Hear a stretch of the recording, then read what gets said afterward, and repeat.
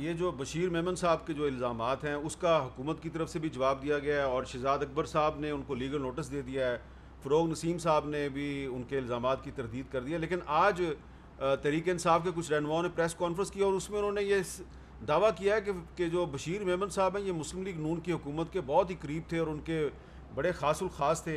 तो क्या ये दुरुस्त है कि इनको DGFI आपने लगाया था बतौर वज़ीर आज़म? जी, शायद हमारे ज़माने में DGFI लगे थे, उससे पहले और अफसर भी लगे थे। हमने किसी अफसर को कभी उसके सियासी ताल्लुक़ पे नहीं लगाया।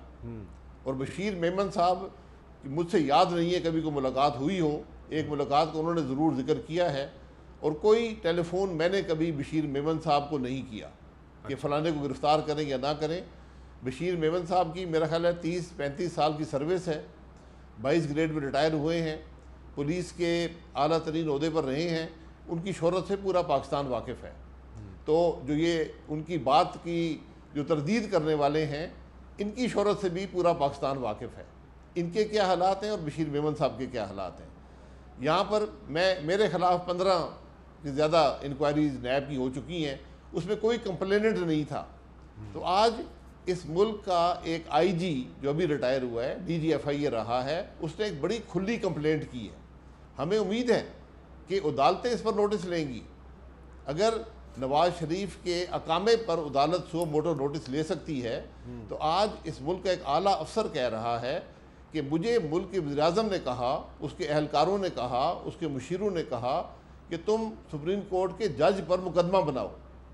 इससे बड़ी साजिश मैं समझता हूँ मुमकिन नहीं है मुल्क के अंदर। चलें, आपने मुकदमे बनाने हैं, आप शौक पूरा कर लें। आप कह रहे हैं इसकी जुडिशल इंक्वायरी होनी चाहिए?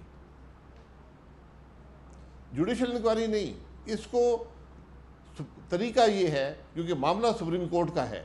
सुप्रीम कोर्ट के एक जज जिन्होंने, अगर उनको अल्लाह ने ज़िंदगी दी तो आज से 1.5-2 साल बाद चीफ जस्टिस बनना है, उनके बारे में इस मुल्क का वज़ीर-ए-आज़म कह रहा है कि उस पर कोई जैली मुकदमा बना के उसको अंदर करो। अच्छा, ये मामूली बात नहीं है। बिल्कुल ठीक है। लेकिन और इसी तरह जो रेफरेंस फाइल किया गया, तो अब ज़रूरत इस बात की है कि सुप्रीम कोर्ट सो मोटो नोटिस लेकर इस मामले की खुद तहकीकात करे और इन लोगों को बताए कि मुल्क में कानून भी एक है और आइन भी है। अच्छा शाहिद साहब, ये आपका मुतालबा अपनी जगह पे है कि सुप्रीम कोर्ट इसका सो मोटो एक्शन ले, लेकिन एक सवाल पैदा होता है कि ये जिस जज साहब का आप जिक्र कर रहे हैं, जस्टिस काजी फ़ायद ईसा साहब का, ये जब पीपल्स पार्टी के ख़िलाफ़ मेमोगेट स्कैंडल था तो उसकी भी इन्होंने इंक्वायरी की थी, पीपल्स पार्टी इनसे खुश नहीं थी।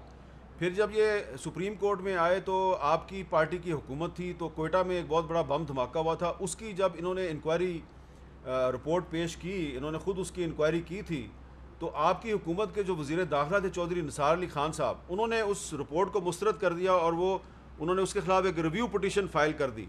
तो ये जज जो है, इससे पीपल्स पार्टी भी नाराज़ रही, इससे आपकी पार्टी की हुकूमत भी नाराज़ रही, अब इमरान खान साहब की हुकूमत भी नाराज़ है। तो आप जब हुकूमत में थे तो आप भी नाराज़ थे, अब इमरान खान साहब हैं तो वो भी नाराज़ हैं, तो आप दोनों में फ़र्क तो कोई ना हुआ।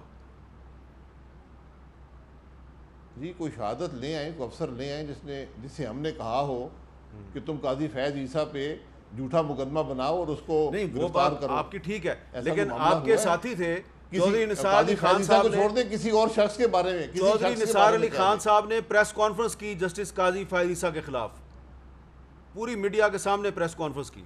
जी, उन्होंने रिपोर्ट के खिलाफ, मुझे वो मामला याद नहीं है, उस रिपोर्ट के खिलाफ बात की होगी कि मैं इस रिपोर्ट से एग्री नहीं करता। ये प्रेरोगेटिव है एग्जीक्यूटिव का कि अगर एक रिपोर्ट आती है वो कहे कि ये ठीक है या नहीं है, ये उसका हक है। अच्छा, लेकिन उस पर कार्रवाई सुप्रीम कोर्ट फिर भी कर सकता है। ठीक है, ठीक है।